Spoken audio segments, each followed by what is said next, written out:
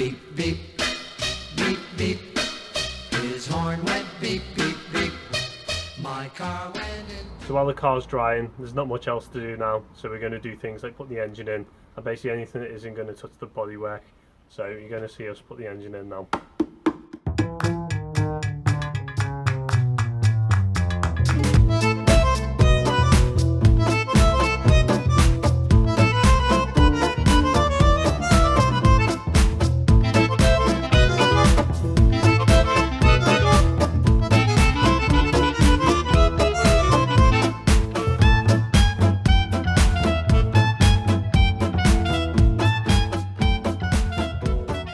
There you go, that's the engine in, more or less. That wasn't easy, was it, Dad?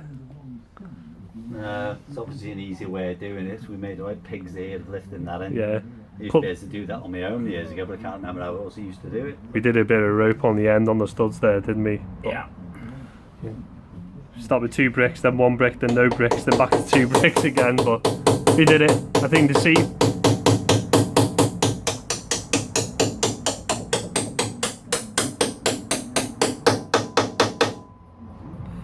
Thanks, Dad. I think the secret to that is to make sure that it actually goes, these studs go in parallel. If you don't go in parallel, you won't get it in.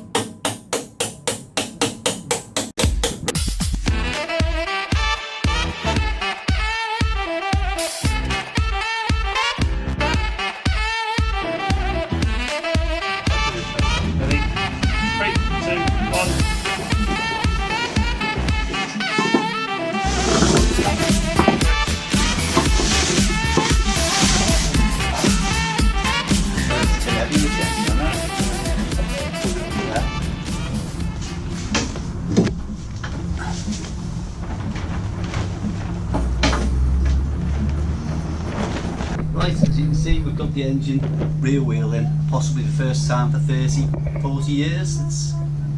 Yep, back on 3 wheels again. The wiring loom's been dug out now, so we've just stretched it out and we're just trying to work out where everything goes. So my dad had the foresight to actually label some of the ends. So we'll give her a quick check over, tidy her up a bit, and then we'll get it put in the car. The loom's all been tidied up now, so we're just about to put it in, so it's all nice and clean and tidy. Everything seems to be in order. So everything here has to fit somehow through that tube. That's not going to be fun, especially when there's only a narrow tiny gap to put through underneath here as well. Let's see how we go.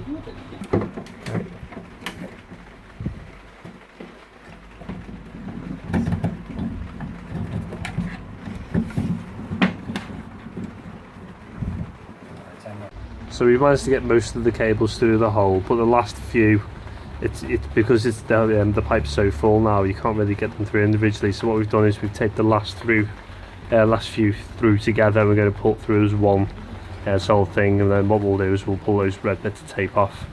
That seems to be the way to do it. So that's going through quite nicely now, as you can see.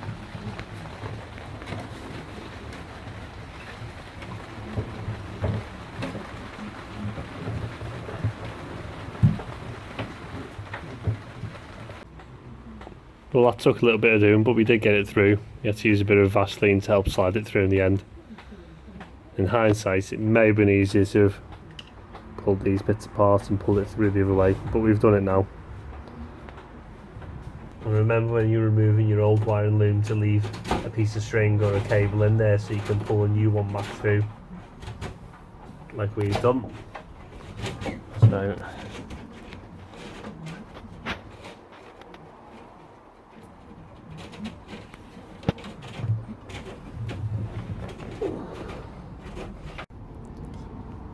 right, so the windows are starting to go back in now. So we've got a couple in already.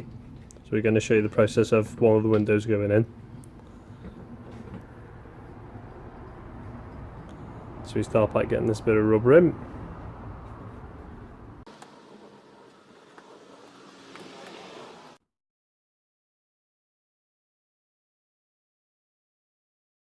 Now we put our nice shiny bit of perspex we cleaned up in a previous video in.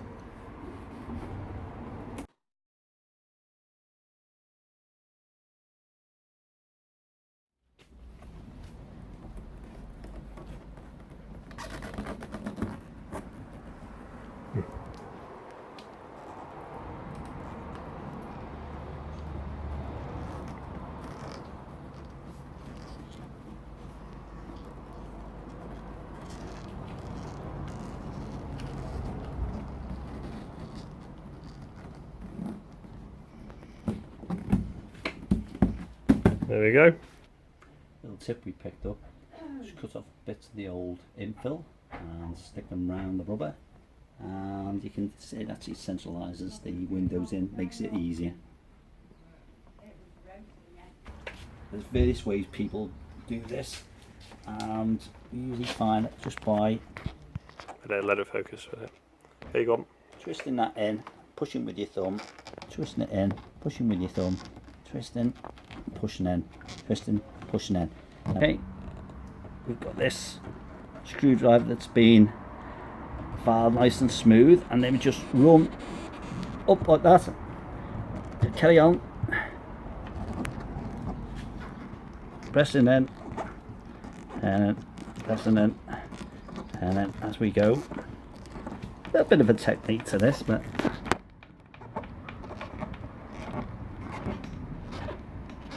there you go. Let's go back down again to there, work this in, and then right angle, follow that up like that. See that? There you go. There you go, that's it. Up to the top. A little bit there hasn't done it, just press that.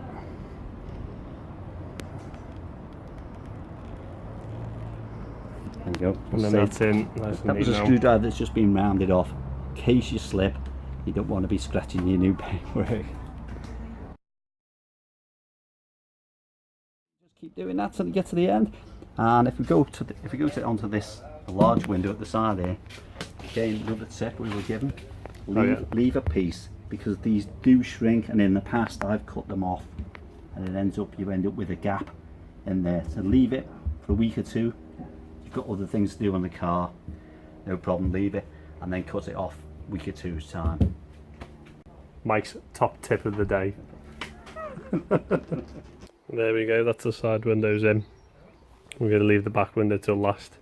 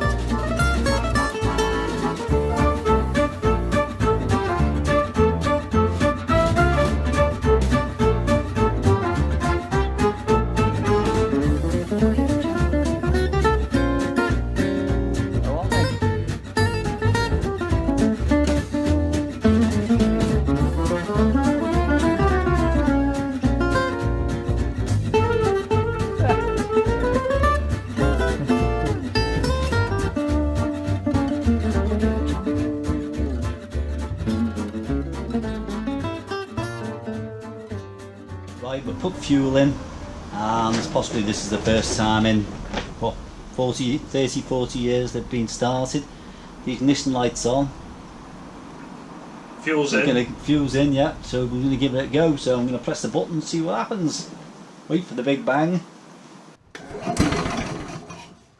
nearly started. Almost. Oh my god, on the first push. Didn't even touch the accelerator.